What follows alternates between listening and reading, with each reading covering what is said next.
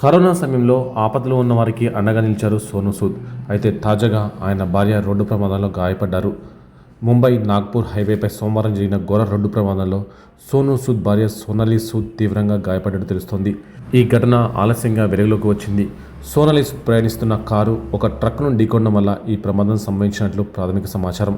ఈ ఘటనలో సోనాలితో పాటు వారి కుటుంబ సభ్యులు కూడా గాయపడ్డట్టు తెలుస్తోంది.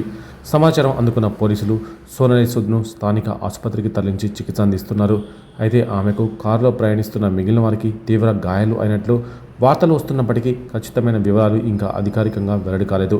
ఈ సంఘటనపై సోనూ సూద్ నుండి ఎలాంటి అధికారిక ప్రకటన అయితే ఇంతవరకు రాలేదు. ఈ ప్రమాద విషయం బయట తెలియగానే సోనూ సూద్ అభిమానులు ఆందోళనకు గురయ్యారు. సోనాలి సూద్ త్వరగా కోలుకోవాలని సన్నిహితులు పలువురు బాలీవుడ్ నటులు కోరుకుంటున్నారు.